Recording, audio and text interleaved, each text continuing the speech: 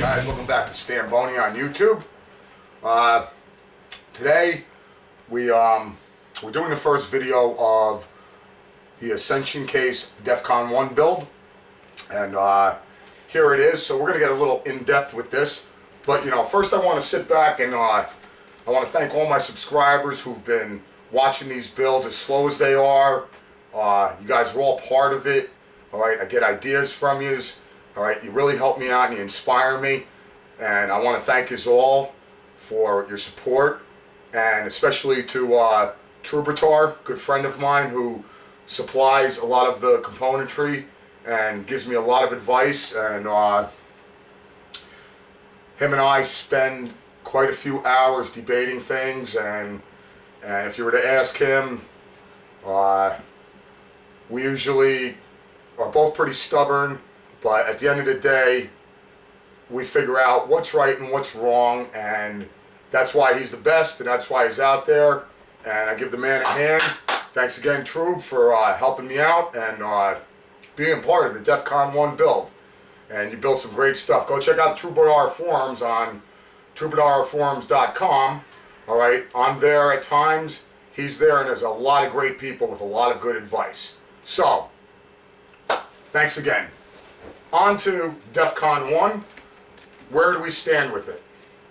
Well, let's show you guys, all right? Let's get down and let's look at it. All right, guys. Well, here you have it. The beginning of Defcon1. So what do we have here? All right. The case is very easy to assemble. It may have looked like a lot of parts, but it's all plug and play. What you have are these little screws.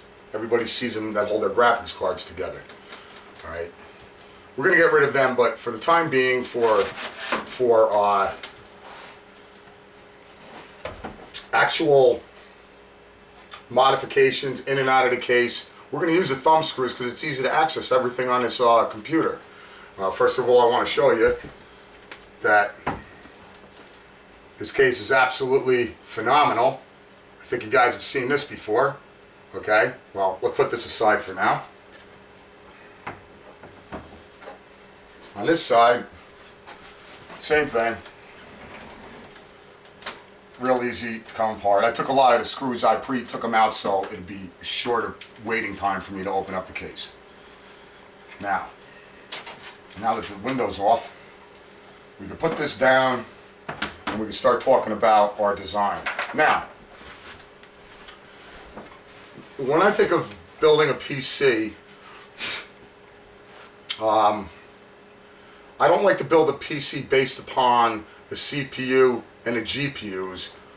I like to build around that and put that in last. Why?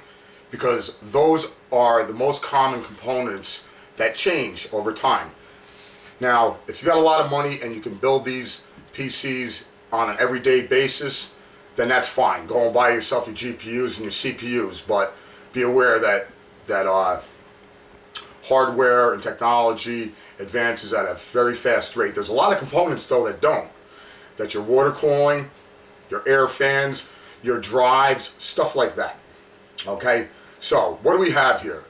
First we have your 5 1/4 inch bays where you can put your controllers, fan temp controllers, your hard drives, your DVD drives, and so on and so on. So we know what's going to go up here. That's a definite.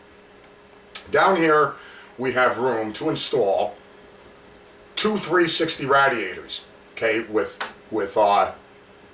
3 fans per radiator. In the back here we've also got 3 holes that another radiator can place. So what I want to do is I want to put a vertical radiator in the back to cool the CPU, excuse me, and 2 in the front to cool the GPUs, 2 per radiator. So we're looking at 3 loops here, guys. All right. So we're going to provide 3 pumps and 3 controllers for this also, and we're going to have 3 reservoirs also. They're going to be all independent systems of each other. With the exhaust, we're going to be looking at putting in a few Delta fans that are quite noisy and loud at full RPM running ability.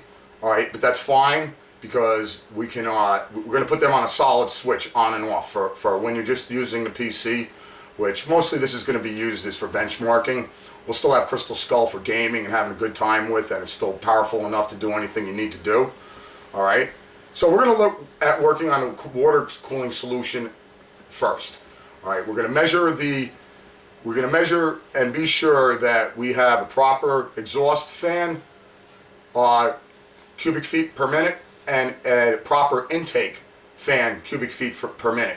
Okay. This way we can find the exact happy pressure, static pressure that you want to have inside the case, so your cooling system is flowing properly and the air is flowing properly through the case. Okay, now getting to this side is the motherboard tray. Alright, so what we got here is your 4-way SLI installed. Now, what I want to do is I'm going to get rid of the North Bridge, South Bridge, and memory heatsink. We're going to drop a water-cooled heatsink in there. Okay, the rest on here is pretty much history. We know we're going to go with as best hardware as available at the time. Okay, this board has 2 NF200 chipsets built onto it. Okay, the tape isn't even off the memory slots yet. Hasn't even been used. Okay, so as you can see, the system is at its bare minimum. All right, you know, thanks for being patient with me. I don't have a lot of time. I work my ass off. All right, and I'm trying to get this out to you guys as quick as I can. But this is the basic start. Right on the back side, it's beautiful. This is on wheels. I actually taped the wheels so they wouldn't move because I'm afraid of like swinging and knock it off. Here's your 10 expansion slots in the back with your EVGA panel already put in, everything. So these 3 cases, these 3 holes right here is where I was talking about putting the radiator for the CPU. On the bottom will be a power supply. On top will be a power supply. Delta exhaust, 1 here and 2 on top. Okay, and that's about where we stand right now, guys. So, you know, bear with me. I think I've got pretty much a cooling solution down pat to where I can make an order for that. Troubadour has been nice enough to offer me one of his FTWs, which I will be getting as soon as he's done doing a few tests on it. Alright, so what we're going to do is we're going to look at the performance of the FTW to see if with that GPU cooler on it, the SwiftTech cooler, if it's actually worth spending $100 more for the FTW. I think it's going to be because I talked to EVGA myself personally, and they had told me that they are a cherry-picked card with their water block on it, never running over 50C. The memory and the GPU are completely covered. Okay, the voltage regulators are not, but they have a really nice heat sink, and with enough air blowing over that, that's not going to be a problem. So let's see what he comes up with results for that. We'll still be getting it regardless, but that'll bear the difference on if we're going to get the 4 SCs or the 4 FTWs. So let's put this bad boy together, and there'll be more videos to come. As soon as I have some stuff that we can throw in here, I'm going to bring it on and show you and explain to you what I'm doing. So thanks for watching. Stanbony on YouTube, the Defcon 1 build, and we'll talk to you soon, fellas. Take care now.